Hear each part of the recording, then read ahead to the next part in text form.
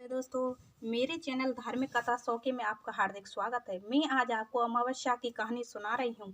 एक गांव में एक ब्राह्मण और ब्राह्मणी रहते थे। वे दोनों भगवान के भक्त थे। उनके घर में सब कुछ था, लेकिन उनके कोई संतान नहीं थी और वे दोनों संतान न होने से बहुत दुखी रहते थे।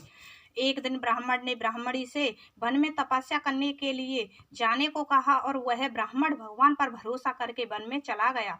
जंगल में जाकर वह ब्राह्मण तप करने लगा और उसे तप करते हुए बहुत वर्ष बीत गए। इस दौरान एक दिन उसे वैराग्य हो गया और उसने सोचा कि अब अपना जीवन समाप्त कर लूं। ऐसा विचार कर वह अपना जीवन समाप्त करने के उद्देश्य से एक पेड़ की डाली पर फांसी का फंदा बनाकर मरने को तैयार हो गया।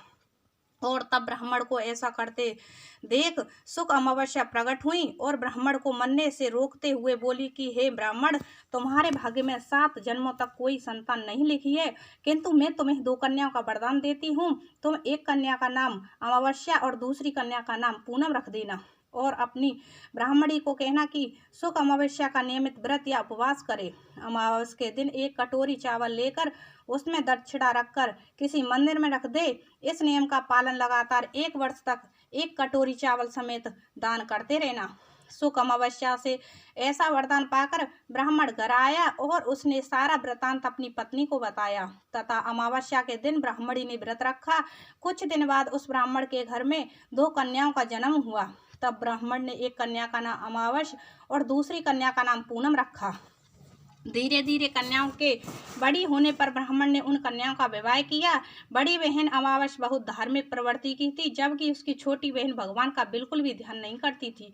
बड़ी बहन के घर में तो सुख समृद्धि और वैभव के भंडार भरे थे, परंतु छोटी बहन पूनम के दुख की कमी नहीं थी। जब बड़ी बहन अमावस्या को छोटी बहन के बारे में सब मालूम हुआ कि उसकी बहन दुखी है, तब अमावस्या गाड़ी में सामान भरकर छोटी बहन के घर गई और कहा कि छोटी बहन पूनम, शुक्ल अमावस्या का व्रत तुम भी करो और पूजा करके उपवास करो। ऐसा करने से तुम्हारे घर में सुख समृद्धि का भंडार भर जाएगा।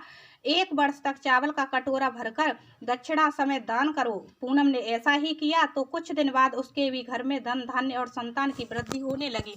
इस प्रकार जो भी शुक्ल अमावस्या का व्रत विधि पूर्वक करता है, उसके घर में भंडार शुक्ल अमावस्या की कृपा से भर जाते हैं।